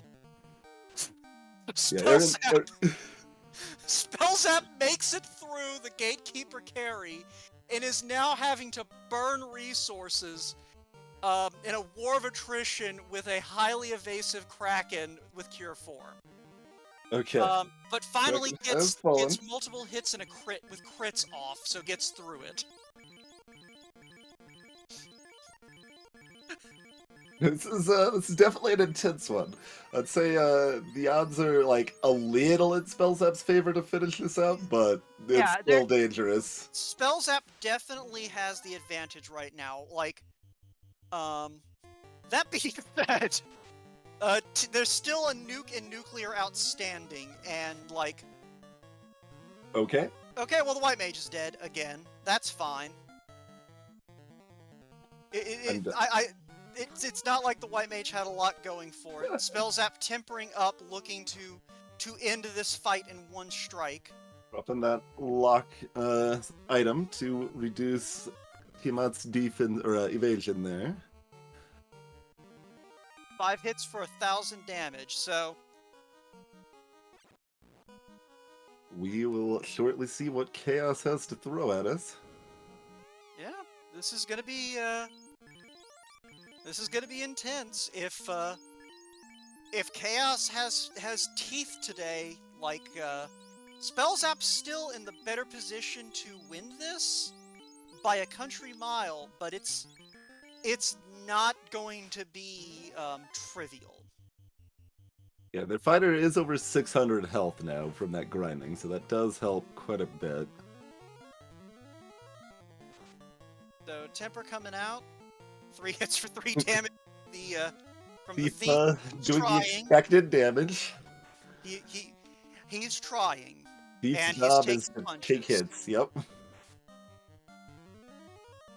And down goes the thief. Fighter, I think, is fully rused up. I believe so. So heals coming out. Taking a swing, 3 hits, 300. Not what you want to see. That's after 2 tempers, I believe. 3 hits, 260. There goes the red mage. This looks to be a punchy chaos, though. I think the fighter has the advantage here, Yeah, I 100% agree. I think this is GG. Yep. And there's the termination. GG's in chat, everybody. Yeah. And we'll see if we can get Spellzapp in here for a 122.28 for our time. Yep, I was gonna say that's an official racetime.gg. So, and there he is, Spellzapp GG. GG. Hey, well, come on, man. I told you no jet seeds. Yeah, was that a jet seed to you? I think we established that it was literally a jet... nothing for Topher, and if I didn't wipe to Tiamat, I wouldn't have gotten to Masa. I think we established that it was a jet plane into a brick wall seed. Basically, yeah. Oh, no, you asked for a non-jet seed. I gave you a non-jet seed. Aaron, though, going back up into Sky, he's probably going to find that Masa. So, one of the big things that probably helped you out with this, Aaron threw away his ruse staff by accident and then saved. Yeah, that'll do it. I mean, pretty much that Topher, you needed evasion. I mean, other than killing Carrie first, but... Yeah, that was certainly a carry. Yeah, no, it's one of those things I always tell people, you know, Carry 2 is the trap game on the schedule. It's the game, it's the fight you should win easy, but then it turns around and just punches you in the teeth. Yeah, it feels like 1 in 10 is when she shows up and just ruins your day. And then, you were probably watching at the point when we started laughing about Kraken 2. Yeah, it's kind of nasty. I mean, right, if you get through Carrie, more than likely you're probably going to lose some people. Thankfully, I didn't through the first nuke, but then you get to Kraken and he just gear floors and your day's ruined. Yep. Yeah, so Aaron is going back into Sky, is going to probably loot floor 1, then floor 3, then floor 2. So once he finds that Masa, he'll probably be like, alright, that's the power I need to get done with this Topher. So, let's kind of talk about Topher. Like you said, this was pretty much a jet seed. Oh, hey, there's the 3rd ribbon! Where was the 2nd ribbon? 6 chest room ice cave. Ah. Which is also where the tail was. Yeah, I mean, that's, I just was at the point where I was like, okay, well, that's like 2 or 3 minutes to get all that. I can just get 2 or 3 minutes worth of levels. Yeah, so let's talk a little bit about your thinking in Topher, because we speculated some, but you're better at this game than we are. So was your mindset, when you kind of took those multiple dives, sort of, you know, I don't know where Aaron is, I don't know if I have time for a grind? To be honest with you, I was pretty tilted, and I just sort of did what by instinct, and there was no thought put into it. Fair enough. So I was just like, I'll just run back in, try it out. Yeah, so what kind of untilted you, or tilted you toward actually, like, you know, stopping and saying, I'm just going to get some levels on this on these 2 characters, so that I have something that will live long enough to deal with these problems? Yeah, I just sort of thought, like, big fighter, big smash, you know? You Yeah. just get some levels, and I don't know. I just like, well, I'm doing the same thing over and over again. This isn't going to give anything different. I needed a little bit more damage to kill her faster. I mean, she can't really have a ton of health, so it's like you just get a little bit more damage to kill her in 1 or 2 rounds before maybe the Fire 3 kills everybody, and maybe you lose the White Mage or whatever. I was pretty much counting her dead at some point during Topher, and then you just really needed the Red Mage to live so you could temper on the other people, and then having Ruse was good enough just to be able to kind of make something happen with saving the thief through Ruse, and then having everyone else kind of damage. So, since we're talking kind of about your party in general, jumping back to the very beginning of the seed, what kind of what made you decide to go fighter thief red white? Yeah, so the basically red white in my head is, and he had the Red Mage had the luck bonus, so I would say like it was the thief luck, and so he could run relatively the same as a Black Mage. So what that does is it gives him Black Magic, White Magic from the first 4 levels, um, but also gives us the White Mage, which has the coverage of not missing out on like exit or like a fade, or even just if you only get stuck with harm, then you've got the White Mage who can use harm to damage normal enemies. So it just provides, I think, better coverage. You do sacrifice a little bit of run, and then obviously you sacrifice the high level fast if it ends up like that, like it did today. Yeah. But Real quick, I'll note that Aaron found a Katana +2 in Sky instead of the Masamune, so certainly still an upgrade, just not the one we were expecting. Yeah, I'll take it. Like, if I'm in Aaron's shoes, I see a katana, and I see the katana rolled up, it's just like, you know what, that's good enough. Yep. Especially if I'm Aaron and don't know that Carrie has nuke, or nuclear. Because, yeah, Spellzapp, Aaron got to Carrie 2, and Carrie 2 decided that she was just going to punch him. yeah, He used the thunder at least, but that was it. yeah, I mean that's just how it ends up sometimes, you know. What was your thoughts on like leaving your White Mage dead as early as you did, Spell? I did want some more XP on some people, but I felt like the Red Mage was more than likely going to get a higher HP as I got further along, and then having Temper, because you need Temper to get through like Tiamat 1, so you couldn't get him down. So it was like, oh, well, I need somebody to go down for XP. So White Mage was. I was gonna say, so that was kind of deliberate on your part to sort of just bleed party members down to the 2 you wanted. Yeah, and the Thief actually, I mean, Thief would have been a pretty good carry today, but just having to find that weapon would really kind of hamper you. And then obviously, if you get rid of the Ruse staff, I mean, that's pretty much the biggest strength of the Thief, is if you put up that one Ruse, you're pretty much untouchable. So not having that is a huge detriment. Yeah, Aaron was just kind of cleaning up his inventory, getting rid of like all the equipment he didn't need, and I think he just sort of muscle memoried his way into dropping the Ruse stick and then saved before he realized his mistake. Yeah, so I mean, that, we've all been there. It's just one Yeah. of those things where you just note that down. You don't make that mistake again. Yeah. So, other than that, let's see. He also found a Quad X axe down in Ice Cave that has been doing work the whole seed. Yeah, I can imagine. I mean, our magic wasn't the greatest for clearing out packs, so anything like that would have been great. No, Ice Cave was pretty decent today overall. Not that you saw that. We never saw ordeals. Yeah, I didn't want to go to Ice Cave because my warp numbers were really low, so I would have had to do at least one full pass. So I was like, we'll put it off. Yeah.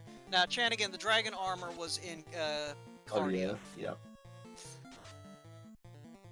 Which I'm sure Spellzapp would have really liked to have had a tail after he found that. That would have been nice for sure. But I would Yeah, have had to done ordeals or ice, and Yeah. I could have just gotten. Well, I mean, either one of those at that point would have been fine, but I just think levels at that point would have just been better. Yeah. Yeah, No, I level- think you made the right play. Just, you know, I know that I've got a Masa in my hand. I've got like flame armor on my fighter. It's fine. I just need enough levels to make up for the strength deficit that my growth has given me. Yeah, And you also can kind of lower HP. really feel that for sure. The little minus strength, because that thing wasn't swinging very hard. Because usually when you come in here with a Masa, at least neutral or positive, you just start clearing house. But it was just not today. Yeah, so that's kind of the other thing I'm wondering about is like, so was it just sort of a, so why take the fighter over the black belt? I guess is kind of is a question I have with these malices. And Well, I thought that we would have to play more game than the beginning of the game. So, Instead of just being in the air 10 minutes in. yeah. Fair. I mean, it's one of those things you might have had to, like, you did have to open a bunch of boxes in Volcano. True. I mean, I only really needed the armory, but I just wanted more ribbon or some sort of sword over ice. Yeah. Well, Oh. Aaron just found out about Nuke, but everyone's still in one piece, and Carrie's dead. So, White Mage should be able to pick up Black Mage real easy, like.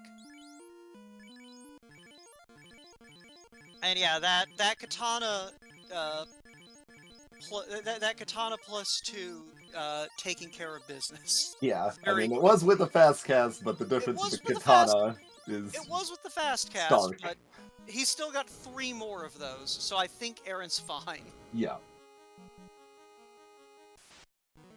So yeah, Aaron's strategy from this point forward is literally round 1, the Black Mage casts fast. Round 2 through the end, oh boy, just screaming and ninja slashing. I mean, that's how I live my life. Yeah. Did you actually follow up on the bottle, or do we still not know what that was? I think it turned into some garbage, and then I reset.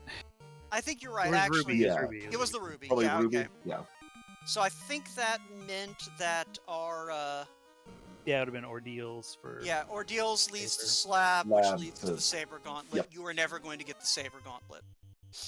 I wanted the saber gauntlet. Yeah, but you weren't going to do what you needed to do in this seed to get a saber gauntlet today. Exactly. Yeah. And I think you also, like, by avoiding some of those early unrunnables here in Topher, you also avoided the 2 unrunnable seafood party packs on water. Yeah, I mean, it was that or looked like Earths, which was kind of annoying, but Well, with the poison damage and you only having the 1 ribbon. pretty much anywhere you went in on Topher, you had to have some annoying unrunnables, it looks like. So, Invis 2 coming out for Aaron. Ninja jumps the gun a little bit, still puts in about 120 damage. Invis 2 comes out, hopefully that will spare the party a little bit, and with 3 ribbons, that lit 2 is a tickle.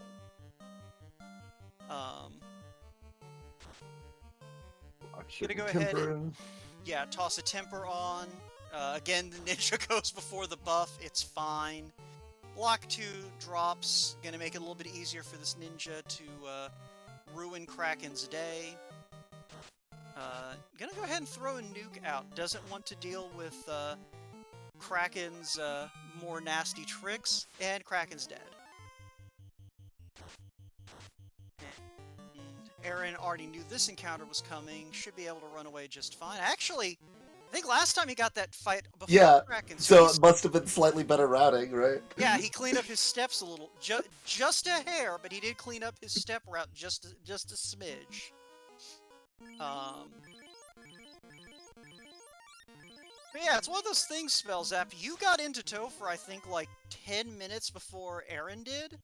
But today it lived up to its title as the Great Equalizer. Y'all were pretty even there for a while, and it just kind of came down to you had a ruse stick and Aaron didn't. Yeah, I mean, sometimes the cosmos gives you one, right? So Yeah, like it's definitely one of those things. Aaron, when you and I'll say this to him when he gets in here because I'm sure he'll want to come in and chat either way. Also, I don't think he's gonna have much trouble with that chaos.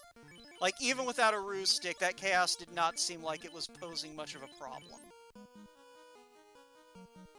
And he's got enough Invis 2 casts to neutralize the punching. Yeah, definitely looks like in this seed, Carry 2 was the scariest thing in Topher. No, I feel like Kraken 2 proved his worth as well. Yeah, no, they're the second scariest. But, Fast comes out ahead of time. 11 hits for 600 damage, and that's untempered. Invis 2, temper. Yeah, this is just, beef up your ninja and, let the red man hit things. And everyone else just keeps buffing. So temper comes out again, Invis 2 drops, and Chaos attempts a cheeky quad X. We are ribbon, but everyone also has enough HP. About one more hit. This should be the last hit. Chaos didn't have enough health. Yep, there it is. GG. Yeah, and Aaron is going to finish with an official time of 1 hour, 38 minutes, and 14 seconds.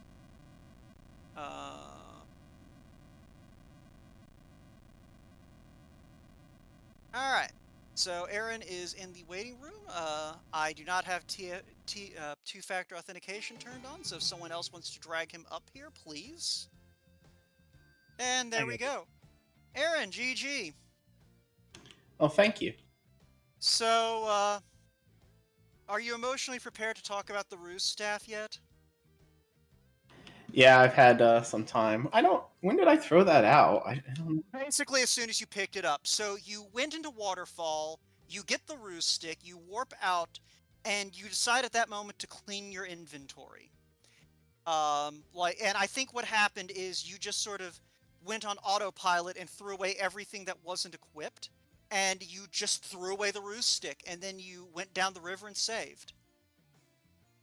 Yeah, that was absolutely terrible of me. I have no idea why I did that. I think I don't know why you did it either. I'm going to be completely honest. I'm not sure why you were clearing out your inventory. I think sometimes I get like compulsive like that, and I see like I'm like 3/4 full, and I'm like, all right, I need to throw out stuff. And all right, yeah, Aaron. So just for future reference, this is not Final Fantasy Free Enterprise. The inventory boss does not exist, but Carry 2 does. Yeah. I think what I really needed to do, like I don't know what the timing was. I think I was still probably a little bit behind Spellzapp at the time, but if I had that, I wouldn't have switched the party around. I think I probably would have survived Kraken, and the way the rest of it looked, I think I would have finished on that run. Yeah. Okay. So here's the tale of the tape. Spellzapp already's gotten the rundown on this. Spellzapp got into Temple of Fiends about 10 minutes before you did, but Spellzapp never went to Ice Cave. So you were up a ribbon and a class promotion on him. He, however, found a Masa +1 on Sky 3. But he brought a fighter, Thief Red Mage White Mage combination, and Dan the White Mage early on.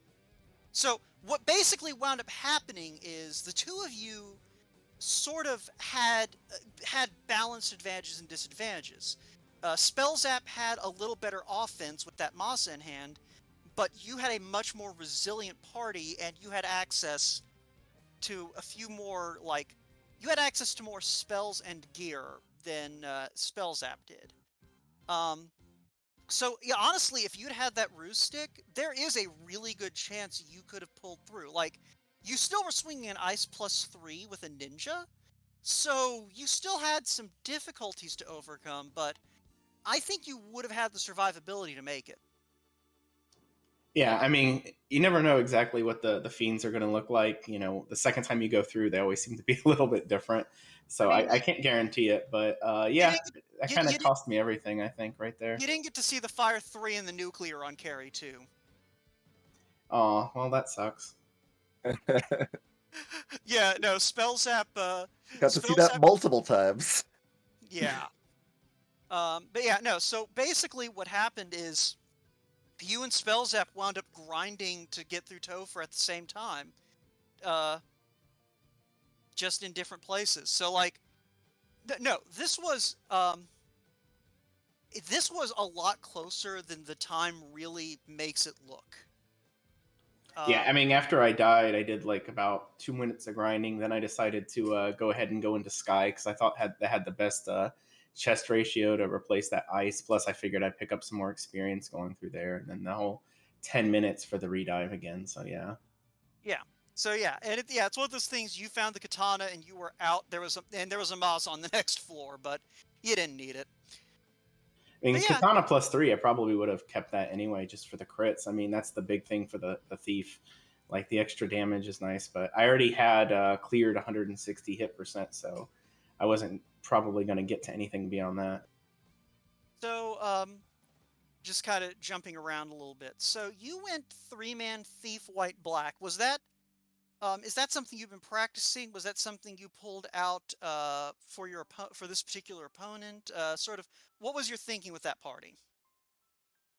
Well, I pretty much just go with what the blurses give me, and I didn't really see any specific reason to go with the black belt or the fighter.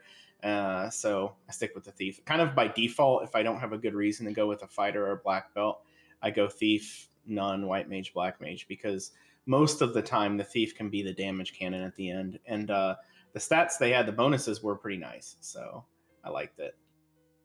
Yeah, yeah, it was, and that also helped make up a lot of time because you were hitting level 21 when I think Zap you were still in the like 17 to 18 range. Yeah, my levels kind of stank. Did you hear that, Wolf? Though he said he defaults to the thief. What a world we live in.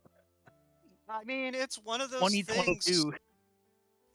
It's one of those things. The thief has, like, we have found a way to make the thief a balanced and viable melee fighter. Now, if only we can find a way to bring the black belt down to mortality, then we'll be golden.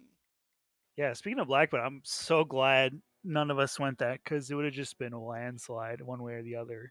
We were basically done with clearing chests by 20 minutes, and then you just go find some grind and I call it a mean, day. honestly, I don't know what y'all would have ground on. Yeah, I was thinking about To that, be but completely there's honest. still ordeals in Ice Cave. Well, I guess he checked Ice Cave, but Yeah, no, there weren't any good grinds that either of you two bumped into, and like, maybe it's just because y'all stopped looking before you found it, but all of the easy locations didn't have anything. There were 3 more quadrants of the desert that could have been looked at, and ordeals. So there's a few possible ones that would be easy to find, at least. Oh, yeah, so that reminds me. So Aaron, you go up to Mirage, you find a pack of RN kilos. You decided to fight them instead of like resetting and trying the next fight or trying somewhere else. What was kind of the thinking there? I was just looking for a little bit of experience so I could get one warp cast because I think at the time I was like, well, then I can actually do ice because I have exit already. Without the warp, it was going to take too long. But then I decided to just clear it after I got that anyway because I figured, it was pretty good experience. The enemies in there, the wizards weren't unrunnable that particular pack, so the enemies weren't terrible. So I just kind of fought through them. I wasn't looking for a heavy grind. I just wanted a couple of levels. I don't. I mean, with the party that I had, I don't think a dedicated early grind is the best thing. Just enough to survive to get to the next place. If you want to do a whole bunch of grinding, you probably should bring a black belt. Yeah, no, I wasn't questioning like you taking the one fight. I was questioning the fight you took being the RN kilos. RN Eh, kilos suck. Yeah, I mean, if I died, that wouldn't have taken too much time. Like if anyone died, I probably would have just cleared it. But it's worth checking. Also, GG Spellzapp. It was a fun race. GG's. Yeah, no, Yeah, like it's really That close. was an exciting one for sure. yeah, that's probably the most exciting, floater within 8 minutes seed I think I've ever seen. Floater and canoe within 8 minutes I've ever seen. Cause yeah, like you both like basically, Aaron, from the moment you decided to go Ice Cave, you two were on completely different tracks, and that kept things interesting. Cause um, yeah, um, sorry, I'm just trying to think if there's anything else to bring up, and I don't think there is. So, Twinge, do you have any questions? I've kind of just been, kind of talking about things. I covered most of what I was thinking about. Yeah, I like. I was curious about the parties and stuff, and you've already brought up all that. So All right. I have a quick question. What was your end game grind Spellzapp? I was fighting whatever I could fight inside of Topher, like on the first floor. Worms were kind of nice. Yeah, that's exactly what I did. I saw that there were like basically 4 encounters in a row after the first one, so I just sort of took those and then warped out, housed up, came back in. I don't think I thought about it that specifically, but yeah, that seemed like the best experience area without having to take down a fiend or something. Yeah, and that's kind of how Topher is like the first couple of floors, and if the first couple of floors don't provide or they have really bad encounters, you sneak down to Earth floor by going left and see if something down there helped. Now, I mean, today Earth floor was terrible because of the Earth elementals, but it was definitely like, yeah, nah. 9 times out of 10, if you already have Topher access, Topher's your best choice. Nice. Well, I'll remember that too. I was kind of guessing on it, but I couldn't think of anything better to pick. And I'm guessing that Spellzapp got the loose key pretty quickly too, or was that just me? Yeah, got it about the same time. Yeah. yeah, you both went to Volcano like almost as soon as you were airborne, and you both cleared out that armory and found the key. So yeah, the point you two diverged was after the Dwarven Armory, I think. I think Spellzapp went to Canaria, and I think Aaron, that was when you decided to go like do the ice cave stuff. Yeah, the way I go about this a lot of times, I try to think of, okay, what area can I do that I can probably kill the enemies and get some decent experience along the way. Because if I don't want to count on finding a grind tile that's good, because it's like a really good one is maybe like 1 in 4 seeds that I do, and then like maybe 50% of the time I find something workable, like a zombie dragon or something like that, and then there's this seed where there just wasn't anything. Now, walking grind is if you have a party that allows for a walking grind, it's not having a black belt.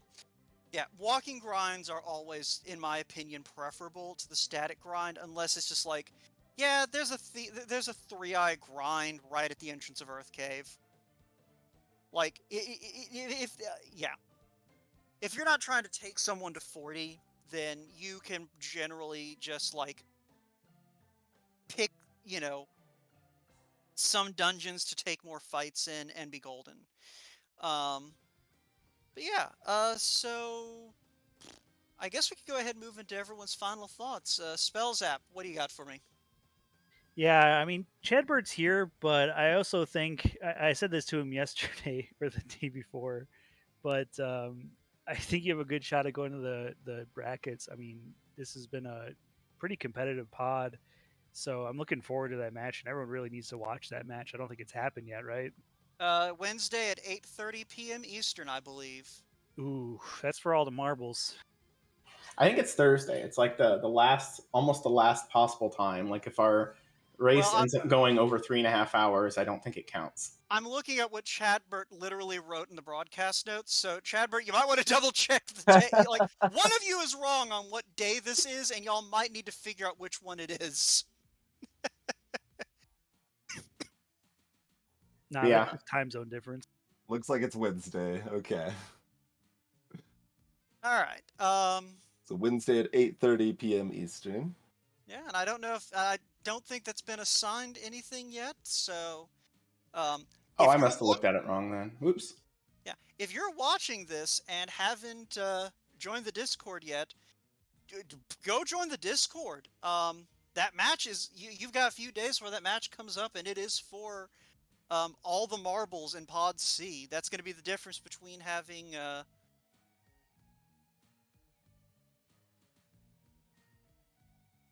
yeah, that's going to be the difference between having multiple 2-1s and having multiple 1-2s or whatever. Like, or 1-1. Basically, that's going to decide how the pod winds up shaking out in terms of like who's the 2-1 and who's the 1-2. Yeah, me and Chadbert. Hello, Chadbert. Are going to be basically it's a play-in race for us, and the other one has to go to a different type of play-in. But my final thoughts. I think this denies Spellzapp the full sweep, the full 60 points. So I'm kind of happy for that. No offense. And yeah, I hope I can get a little bit of practice in between now and then, and stop making silly mistakes. Yeah. Uh, Anyone for sure. yeah, Dark Twinge. This is your first time in the booth for FFR. How you feeling? Yeah, pretty good. That was certainly an exciting one to commentate. Yeah, excellent. So do you have any final thoughts? Anything you want to add that you saw from all of this? Um, don't underestimate Carrie too, I guess. you that is the real takeaway here. But yeah, so thanks again to Chanigan and Chadbert for handling restream and tracking respectively. They did a fantastic job making sure we could see the game and also keeping us honest. And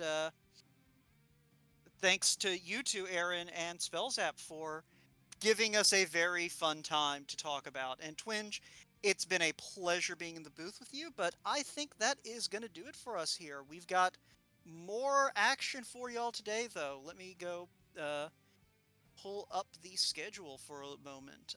Yeah, great game from Spellzapp and Aaron, and definitely nice commentating with you, Wout.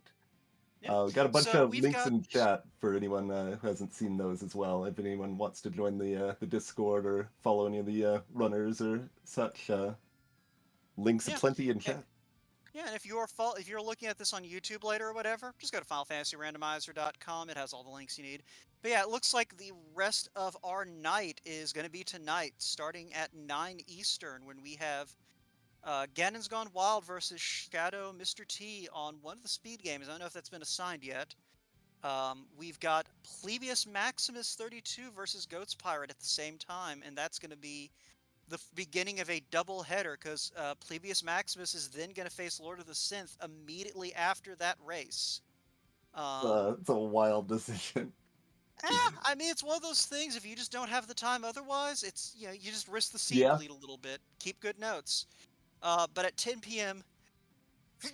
excuse me. And again, excuse me. Sorry about that. And at 10 p.m., also on Speed Gaming somewhere, we have Dusk Plume versus my bad. We've got Sho Fukumachi versus JLo7. And Dangwoo, I'm not looking directly at the schedule. I'm looking at like the volunteering room. If there's more, let me go pull up the actual schedule. God. Yeah, basically we've got a lot of action today, and apparently some of it's already been was already spoken for at the beginning of the day. And yeah, Fizzle versus Dangwoo is going to be over on. It's going to be right here at 7 p.m. Eastern, so in about 4 hours. And it looks like Gan's Gone Wild Shadow is going to be on Speed Gaming 2, and Sho Fukumachi JLo is on Speed Gaming, who knows. And that doubleheader is also going to be here on Final Fantasy Randomizer. So, all in all, these are some exciting races actually tonight. Like, I know I actually am volunteering to commentate that Pod B race between Gan's Gone Wild and Shadow Mr. T, because that's going to be a barn burner, I suspect. But yeah, that Dangwoo Fizzle, that's going to be fantastic. So Yeah, really, all of these are going to be interesting. So, open up a couple of monitor tabs, come watch it, and if you're watching this in the distant future, well, you've already got the results. Go look up all these races; they were all probably really good. Anyway, I've done enough talking. I think we need to just go ahead and wrap this up. So, Chanigan, whenever you're ready to close things out, it's all you, man. I'll